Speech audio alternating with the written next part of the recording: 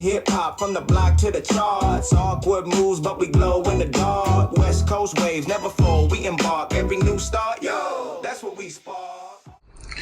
So this is gonna probably be my last video. I'm gonna go turn myself in to see what's going on. They talking about I'm a fugitive. So they just raided all my houses. 600 was actually with the police when they raided my house. He's actually got video and footage of it. So y'all know what y'all dealing with. And I just want to say this to y'all. When they raided my houses and my property, they was asking about whack. Whack, loose cannon, 600, and this internet stuff. All of y'all filed. All y'all who be sending shit around the internet, all y'all who be promoting and listening to what these niggas saying, all y'all giving these likes and hidden likes, all y'all supporting this. All y'all guilty of this fuck shit.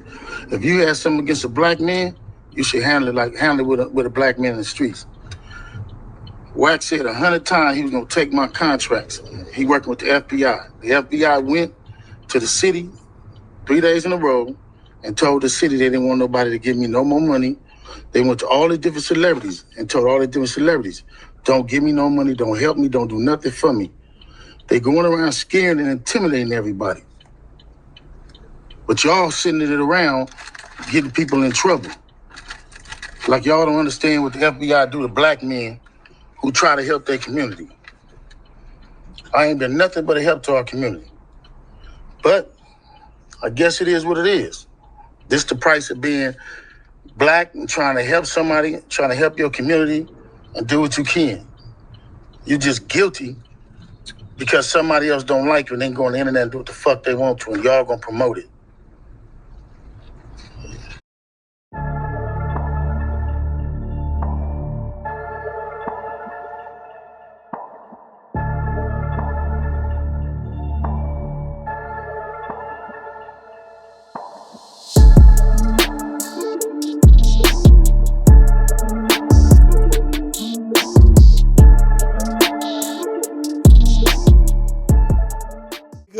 Want to get blown up today, nigga? Fuck wrong with a nigga off the back? I'm blowing a nigga up. Stop playing CDs, nigga. I'm throwing them in your house. I'm throwing them at you, nigga. Vernon Avenue, nigga.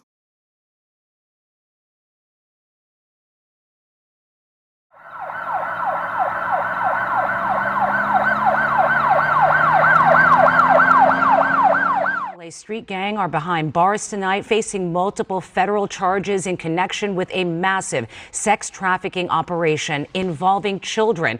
Prosecutors say the gang used social media and music videos as recruitment tools. The alleged victims include women and teenage girls as young as 14. Rick Chambers live in Westwood with more on this disturbing case. Rick?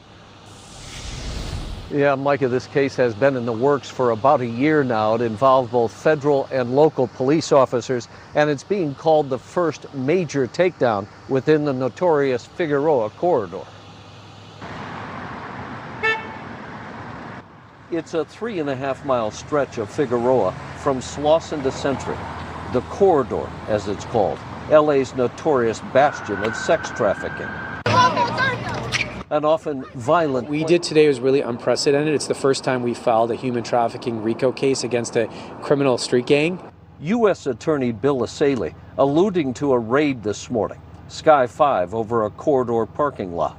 At one of the motels we hit, we discovered a room, and we found 4 victims total at that location. One of them a confirmed minor. I mean, they were branding these young women, they were raping them, they were abusing them, they were drugging them, just horrific acts. 6 alleged members of the gang were caught up in the sweep, bringing to 10 the number now in federal or state custody, including Amaya Armstead.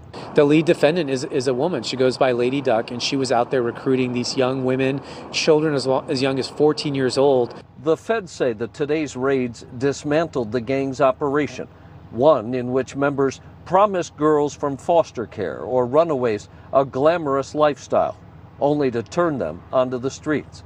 We want to clean up the neighborhood. That's what the federal government does best. We can come in and we're not going to arrest a gang member here or there. We want to arrest the entire leadership structure and take them out of the community so that people can have their neighborhoods back. The 31-count indictment against the alleged gang members includes sex trafficking, money laundering, gun and drug crimes, as well as racketeering, which could earn them up to 15 years to life in prison. And we understand that 5 of the defendants were arraigned today. We expect that to happen to another tomorrow. One of the defendants is in Nebraska tonight. We're not sure why that's there, but certainly he'll be returned sometime to Los Angeles. And another one is still out there on the LA streets tonight. In Westwood, I'm Rick Chambers. Guys, I'll throw it back to you in the studio. That boy big. You right there? Oh, you so happy. What's up? You miss me? Oh my God! Yeah, all right. What's up? Love you, man. There you go.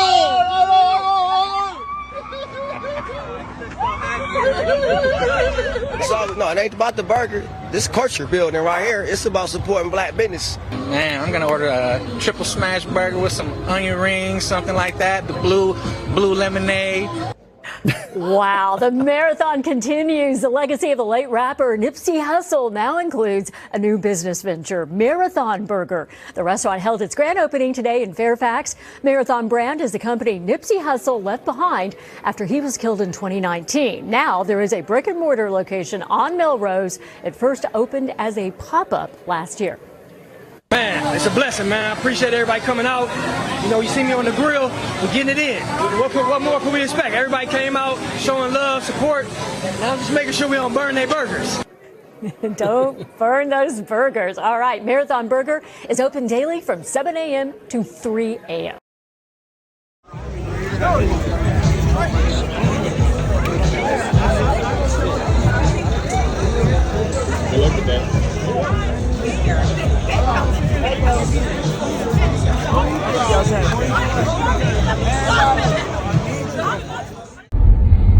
Yes, I got the flower in my hair. Today's my daughter's birthday. She put the flower there, so I'm rocking it. What? It's a beautiful day here in Atlanta. I just wanted to shout out and just spread some love and some good cheer. And you know, life is out here lifing, right? For me and for everybody else. But just wanted to remind you, as I remind myself, that no matter what's going on, there's always a reason to smile. Like if you just take a minute to stop and take stock, I guarantee you can find at least one reason to smile. And if for some reason you can't find a reason to smile, then that's probably the best time to be the reason for somebody else to smile. So, find a smile for yourself and be a reason for someone else to smile. That's all I got. Listen to love because it's been a minute. Peace and love, and I'll be back soon.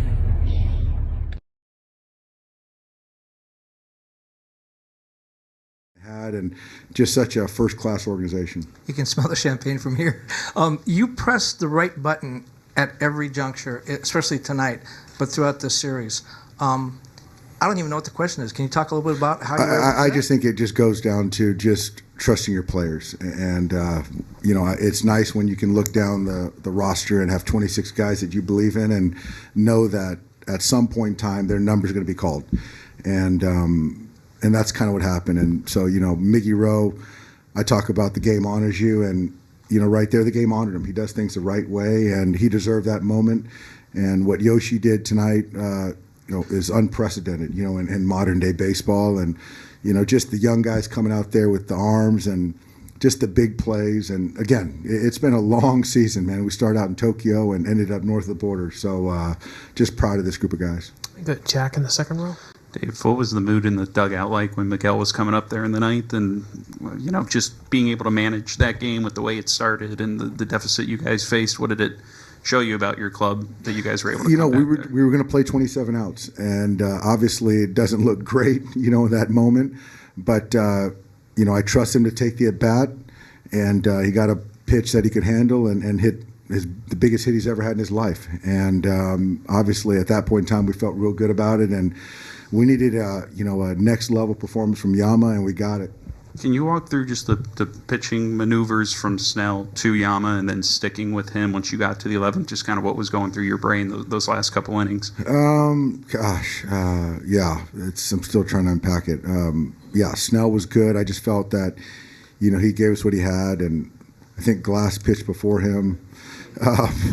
Honestly, I just kind of try to push guys as much as they could, and having Emmett in there and Robo doing his thing got some big outs, and for me at that point in time, I wanted to give Roki or Yamamoto an opportunity to keep the game, at bay, and then.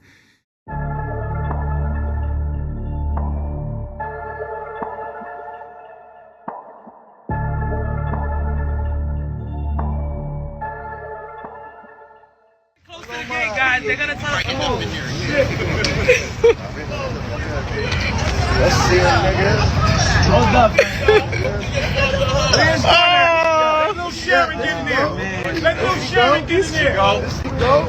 Put little Sharon at. I'm gonna get on the phone. Hold up. Yo, them jeans ain't tight enough. I look like nervy. Jeans ain't tight enough. Let me get one. Yo, bro. I've been a fan for you since I was 15 years old. I'm 32, bro.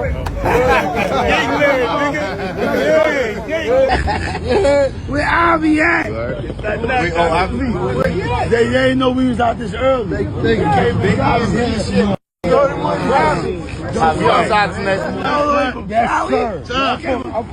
Yo, my name is call me La Ola. Yes, sir.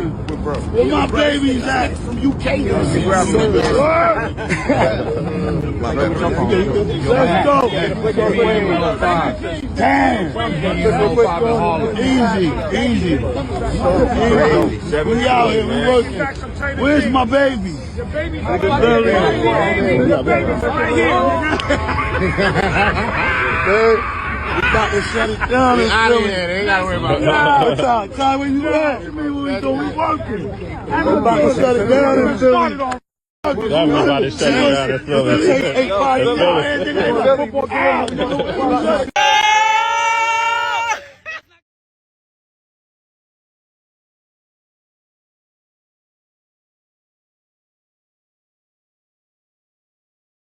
Awkward, but we steady winning. West Coast vibes, yeah, we just beginning. Mic check, drop gems, no pretending. It's the pod where the real keeps spinning. Born in the land where the palm trees flirt. LA skies, gold beams on my shirt. From Compton to Venice, the slang stay clever. Every block got a story, no two the same ever.